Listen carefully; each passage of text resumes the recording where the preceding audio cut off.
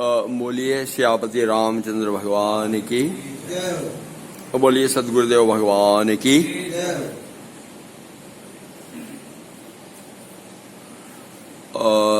भैया, हम लोग इस संसार में आकर के, कम कर दो या बंद कर दो, इस संसार में आकर के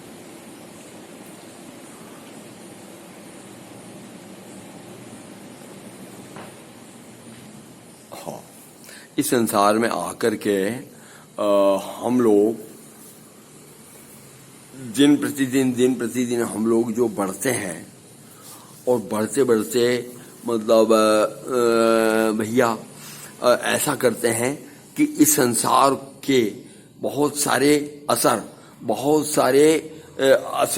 और इफेक्ट अपने मस्तिष्क के ऊपर ले लेते हैं।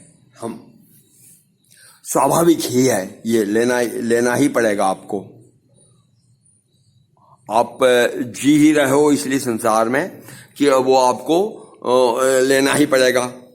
अब नतीजा ये होता है कि आपने कई बार देखा कि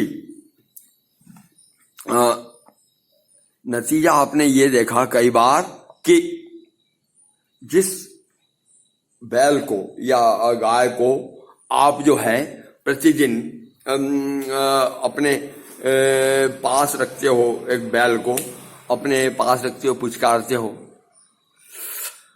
और आप उसको प्यार करते हो, वो प्यार करता है, ये व्यवहार चलता रहता है। लेकिन एक समय ऐसा आएगा तब आप आश्चर्य हो जाओगे उसका व्यवहार देख करके, और वो आपको अपने पास नहीं आने देगा, वो क्रोधित हो रहा है। बताओ तो कब ऐसा सीजन आता है, ऐसा टाइम आता है जब आपका ही बैल आपको बिल्कुल पास नहीं आने देगा। बरसात में होता है जब उनके मिलन का समय होता है। आपकी जो गाय जिस गाय ने बछड़ा दिया, रोज आप उसको प्यार कर रहे हो, पुचकार रहे हो, खिला रहे हो, आप उसको चारा दे रहे हो, रोटी दे रहे हो और गले में हाथ घुमाते हो, और वो गाय जो है वो बड़े प्रेम से आपसे मिली जुली है। एक समय ऐसा आता है कि वो गाय आपको अपने पास नहीं आने देती। बताइए तो कब? जब बच्चा हो जाता है, जब उसका नया बच्चा होता है तब।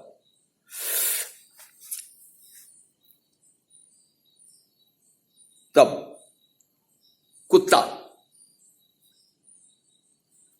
एक आपने सोचा कि चलो कुत्तों को दूध पिलाऊं या उनको बिस्कुट दूं या खाएं, आप एक जगह खाना डाल दीजिए, वो कुत्ता, एक कुत्ता खा रहा है, दो कुत्ते खा रहे हैं, एक तीसरा कुत्ता आएगा, उसके प्रति उनका क्या ये होता है? वो गुर्राते हैं, वो क्रोध करते हैं और वो क्रोध करते हैं। क्यों भाई? ये लक्षण हम पशुओं में क्यों देखते हैं? पशुओं में ये लक्षण हम इसलिए देखते हैं कि उसे ये डर होता है कि ये मेरा भोग का सामान है, ये मेरे भोग की वस्तु है, और ये जो आदमी है ये इसमें दही में मूसल बनेगा, या इसमें मेरे को छीनेगा, या मेरे से अलग करेगा, या मेरा भाग ले जाएगा, या नष्ट करेगा, या मेरे भोग में ये बाधा है,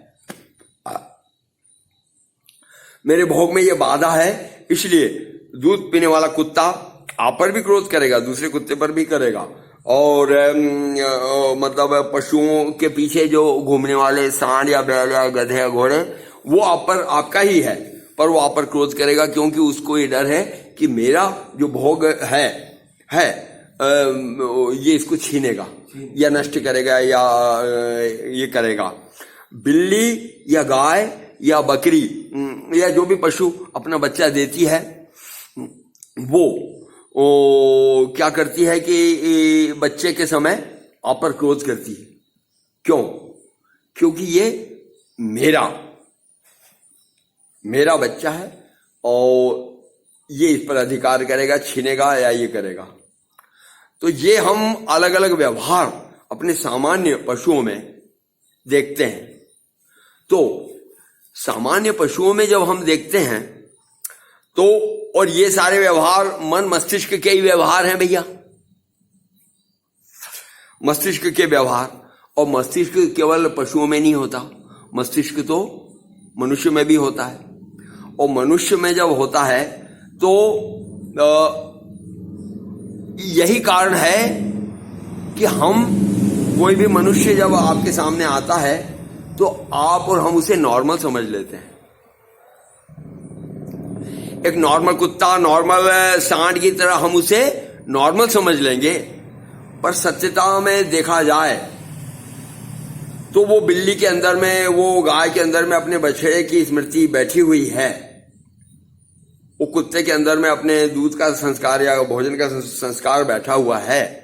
ये तो कुत्ते में दिख नहीं रहा, पर जब छेड़ने जाओगे, पास जाओगे, तब वो करेगा, गुर्राए कर।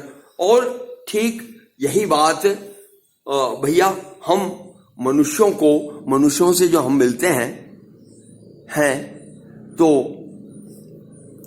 हम क्या समझते हैं कि 2 पैर का, 2 हाथ का एक जंतु आया, ये सामान्य मनुष्य होगा, ये सामान्य जानवर होगा।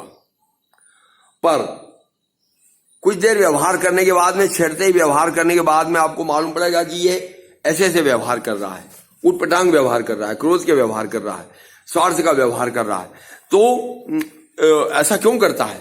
क्योंकि उसका मस्तिष्क मतलब ऑलरेडी बहुत अन्य प्रकार के विचारधारा की पृष्ठभूमि में से संक्रमित है, परितृप्त है।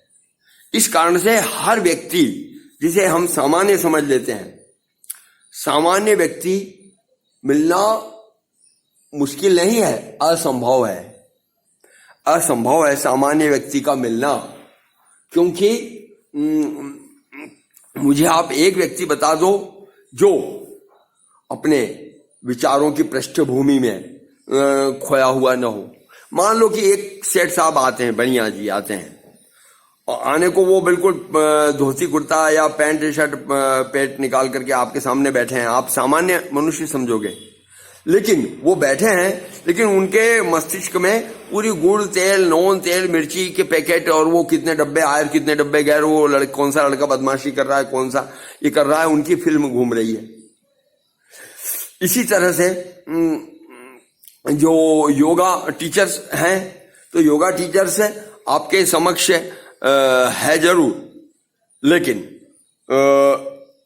शांत वो नहीं है। उसके मन में कितने लोग आ रहे हैं, कितने स्टूडेंट आ रहे हैं, क्या आ रहे हैं, उसकी फिल्म चल रही है।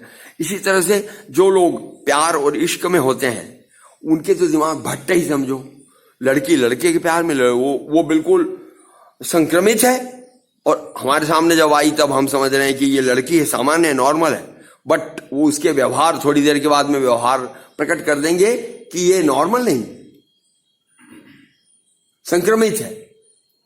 और आप मुझे इस जगत में एक शख्स ऐसा बता दो कि जो संक्रमित मस्तिष्क का न हो। मतलब जो प्रेमिका है वो अपने प्रेमी से संक्रमित है, प्रेमी अपने प्रेमी से संक्रमित है।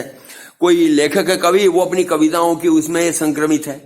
कोई जो फोनों से संपर्क कर रहा है, वो फोन के अपने कस्टमर क्लाइंट से संक्रमित है। दुकानदार अपने वस्तुओं से संक्रमित है।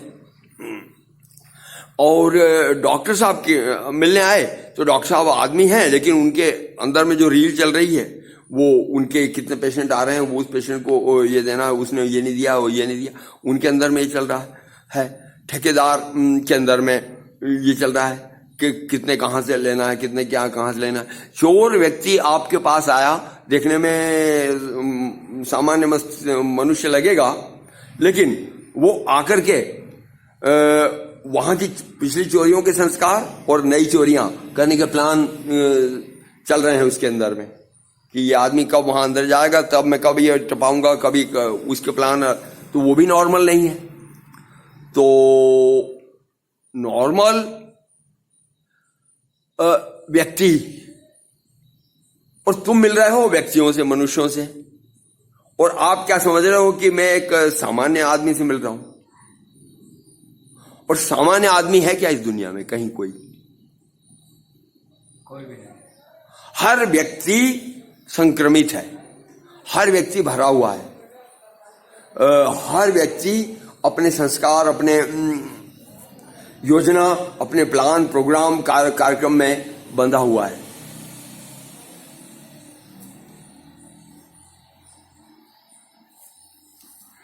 तो ये जो जानवरों में हम क्रोध देख रहे हैं, इस क्रोध का कारण है केवल स्वार्थ। उनके स्वार्थ पर जो अड़ंगा लग रहा है, इसलिए वो क्रोध कर रहे हैं। कुतिया या बिल्ली या गाय अपने बच्चे को न ले जाए तो वो इसलिए क्रोध कर रही है। तो वहां पर स्वार्थ क्या है? वो मोह है, उसका मोह। और जो सांड आप पर क्रोध कर रहा है, उसका अड़ंगा है कि मेरे काम भोग की जो प्रक्रिया है, इसमें यह अड़ंगा बनेगा। तो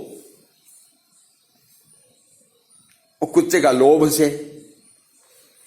तो अब आप समझ लीजिए कि आप सामान्य कैसे बन सकते हैं जब हम काम, क्रोध, लोभ, मोह के ही विचारों से ग्रसित हैं।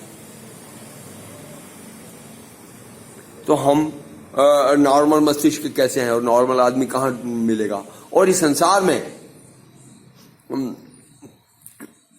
हम मतलब इन चारों पांचों उर्मियों से ही पीड़ित हैं। कोई व्यक्ति काम से, कोई क्रोध से, कोई लोभ से, कोई मोह से, कोई प्रमाद से, और हर व्यक्ति भरा हुआ है। तो हमें मतलब सामान्य, हाँ, एक थोड़ा सा आपको नॉर्मल आदमी कौन लगेगा कि जो व्यक्ति यहाँ पर तीर्थों का दर्शन करने आएगा, या भगवान का दर्शन करने आएगा, या तीर्थों में जाएगा, या भगवान के जप की योजना बनाएगा, या साधु संतों से मिलना चाहेगा। उस व्यक्ति में थोड़ी सामान्यता जरूर दिखाई देगी। पर सांसारिक मनुष्य जो महिला है, महिला में अपने बच्चे, बेटे, लड़की, घर की गृहस्थी, उसके विचारों से वो संक्रमित है। लड़की अपने बॉयफ्रेंड से संक्रमित है। टीचर साहब अपने इंस्टीट्यूट और परीक्षा और स्कूल उससे संक्रमित हैं। पुलिस वाले अपने व्यवहार से संक्रमित हैं। आप मुझे छोटा बच्चा हो, बड़ी महिला हो, वृद्धा हो, हर कोई अपने अपने कोई अपनी जमीन जायदाद के, कोर्ट के उससे विचारों से संक्रमित है, कोई किसी विचार से संक्रमित है आपको। और हम ढूंढना चाहते हैं, हम मिलना चाहते हैं व्यक्ति से। और व्यक्ति कहाँ है? व्यक्ति तो नॉर्मल व्यक्ति होगा। नॉर्मल व्यक्ति आपको इस दुनिया में ढूंढने से ही नहीं मिलेगा। इसलिए वो थोड़ी देर व्यवहार करने के बाद में वो उटपटांग व्यवहार उसके प्रकट होंगे। अपने अपने स्वार्थ, काम, क्रोध, लोभ, मोह के अनुसार उसके उटपटांग व्यवहार प्रकट होंगे ही होंगे। और जहां तक सही, और साधु संत क्या है? साधु संत का मतलब ही है कि वो किन्हीं विचारों से संक्रमित न हो, और उसके विचार कम से कम या तो शुद्ध रहें या प्लेन रहें। वहां कोई अंकित या संस्कार या उनकी परिधि में ग्रसित हुआ न हो, तो वो साधु संत होता है। तो हमें यही कारण है कि हमें नॉर्मल मनुष्य अगर बनना है तो हमें ईश्वर के विचार, ईश्वर का ध्यान, ईश्वर का चिंतन, और अपना मोह, काम, क्रोध, लोभ, मोह का त्याग करके और ईश्वर की शरणापन्न होना पड़ेगा अगर हमें सामान्य मनुष्य बनना है तो। बोलो सियापति रामचंद्र की जय हो।